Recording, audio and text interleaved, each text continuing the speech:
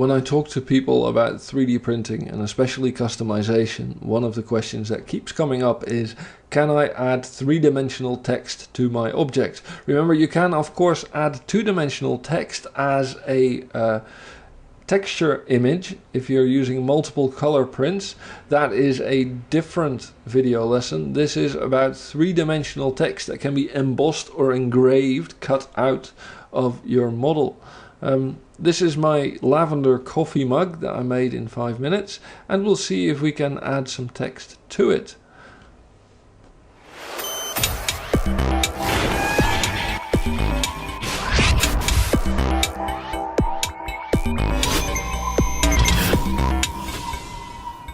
Let's start here by adding a standard default text object. You can do that under the Add menu and look for the F for font, and it says text. I'll add the text object and move it away from my beautiful coffee mug somewhat.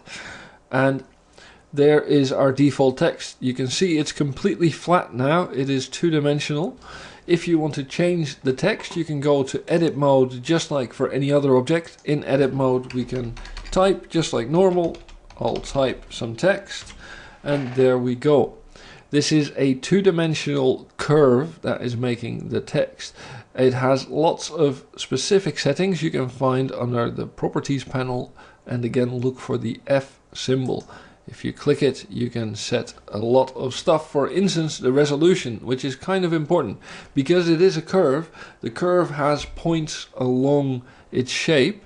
If we make this very low, you can see, for instance, at 1, the S and O have become somewhat more blocky. If you want nice smooth text, you need a higher setting. The default is 12, which is somewhat okay, but if you want to print something really big, you might start seeing that is made up of actually straight lines. So make sure your resolution is okay. Next setting you probably want to look at is the font, though the Blender font of course is quite nice. You may want to change it to something else. In this case I will do it here. The regular font, I didn't do bold or italic right now. I can open the font file. I'm on Windows, so I will go to C, Windows, Fonts. You can put your font file anywhere you want. You don't need to install it to use it for Blender. So you can keep your font in the folder with Blender as well.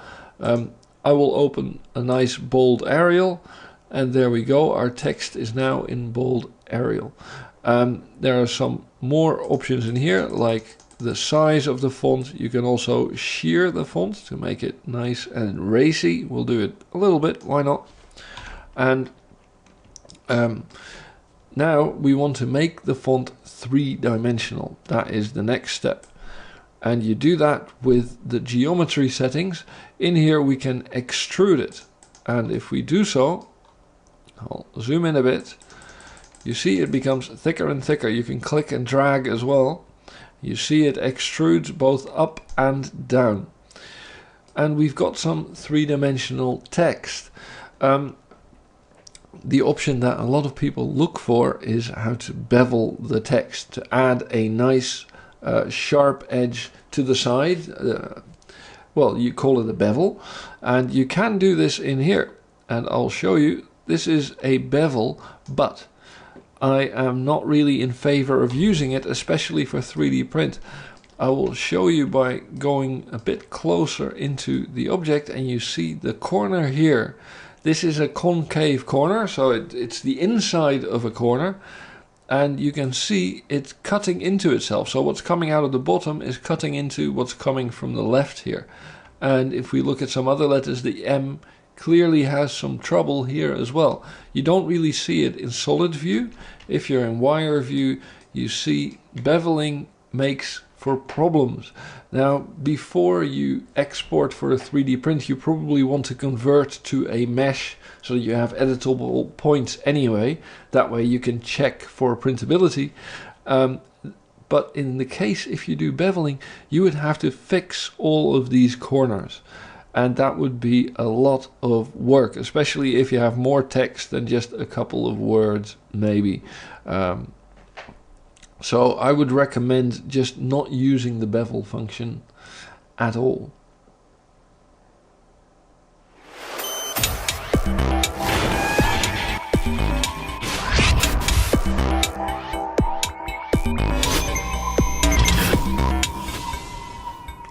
So let's see if we can add this text, make it follow the curve of the coffee mug. And I say follow the curve purposely, because that's exactly what we will do. First, I will put my object on another layer so that I can edit it without the coffee mug getting in the way. I'll put it on layer 2, and I will go to layer 2 as well. What I want to do before I add the curve, before it gets nasty, is clear all the location and rotation data. So I will do Alt G to put my object back in the middle. I'll do Alt S as well, just to clear scale data, and Alt R. That way I am completely sure my object is at the default position, rotation and scale.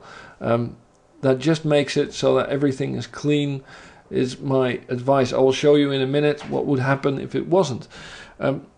So we want to follow the curve of an object. To do that, we need to add an actual curve. In this case, I will use a Bezier curve. That's one that I really like and gives you lots of control. If you add it, you can see this is the curve it gives you. And I want to use this to deform my text. To do that, I will use a modifier. I'll go straight into it and make it work. I select this object. Remember the name of the curve. This is the name, Bezier curve with a capital B, capital C. Select the text and go to modifiers. And in modifiers, I will add a curve deform modifier. If I add it and then set it to follow the Bezier curve object, I only have one curve, so it's very simple. And instantly, my text is following the curve. It's being deformed by the curve. And if I edit my curve, you can go into edit mode. I can, for instance, make it a little bit longer and really nicely edit the way that my text is moved. So what would happen if it's not at the default location? Well, you see, if my object is not at 0, 0, 0, if I edit the location of my text object, it becomes really, really, really messy and uncontrolled.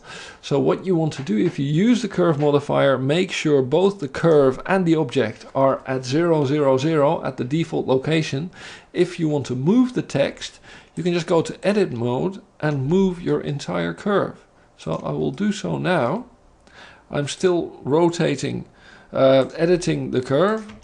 I will add the first layer, holding shift and clicking on this, and move the text, move the curve so that I can put the text onto the surface of my coffee mug. And I'll do it just by eye right now. This looks pretty good. And we'll put that there. See if we can make this curve match. There we go. Now if I want to put it a little higher, I'll select everything. Yeah. And move the curve up a bit. Now I want to rotate the text. I can actually, I think, still do this in object mode to the text. If I just rotate, you see, we can rotate the text 90 degrees. Easiest way to do it is just type 90. And in this case, I want the inverse, so I type minus. And it is on top of my mug. It's not quite perfect. Where is my curve? Where is the curve? I had a curve.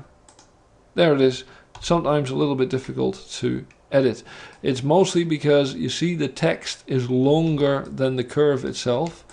In this case, I'll go to the text settings and just make the font size a little smaller.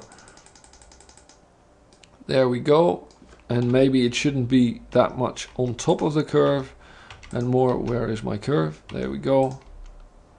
See, we'll use the curve to put this slightly inside my model.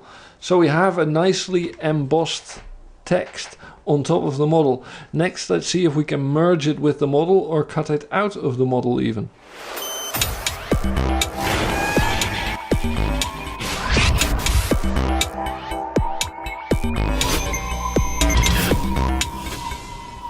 If I now want to merge these two into one so that I have my text really neatly embossed on top of the mug or even cut out of the mug, I want to use a Boolean modifier. I'll go select the mug and add an extra modifier. You see, I already have a subsurf modifier in here.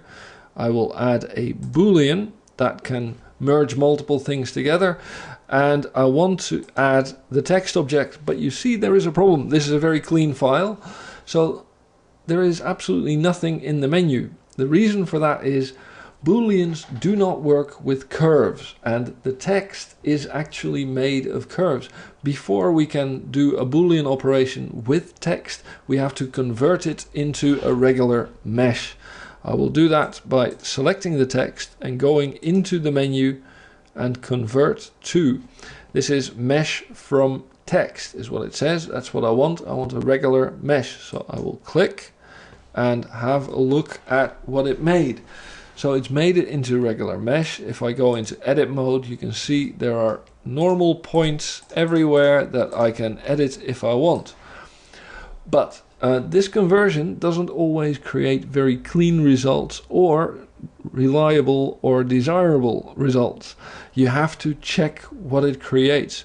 In this case, if we do a simple non-manifold check, you see it selects everything. If your object is okay, it should select nothing. In this case, I think I know what it is. If I remove the doubles and select nothing and do the manifold check again, it selects nothing. So it just had a lot of loose parts everywhere. This happens quite often with text. So make sure you check if it's manifold or not. Another thing is, you know, it doesn't know what is pretty. So for the O, for instance, it has connected this point to this one and that one, and that's very, very nasty. I would take this and put it like that and make a nice shape going all the way around here. See, it's just connecting all the points. It's not looking at what will work and what will look pretty. It's just connecting, and well, it's done a good job. Everything is connected. Okay, that said, I do have a result now. I made sure it's manifold. I have a mesh object. It is called text. Now I can go to my modifier and select the text object. That's lovely. Or it's actually called text, but it is a mesh object. Now I will select it, and it's created the intersection. So the easiest way to see it is hiding the original text. I'll click on H. So this is the end result. It's only given the text where it's sticking into the coffee mug, where it's intersecting. What I was looking for is the union. And the union is, we can clearly see it in wireframe view. It's created the coffee mug with the text lying on top of it. This we can apply and check and have 3D printed. Have a look at these options. The union is really nice. Another one that people look for a lot is the difference. If you take the difference, it cuts everything out of the coffee mug. So now we have a nice engraved bit of text. This works. If you want to actually export this, I would say apply all your modifiers and check before you export. So you would apply the subsurf, apply the Boolean, then if you go into edit mode, you can see it's made everything real. They are all points, and then do your non-manifold check, and you see in this case I happen to have 64 points selected, which are actually part of the rest of the mug, not of the text. The text looks like it's fine, but it is really, really good advice. Go into edit mode after you've applied all your modifiers and do your 3D print checks before you export. Don't take the result of a modifier for granted. It is not always printable.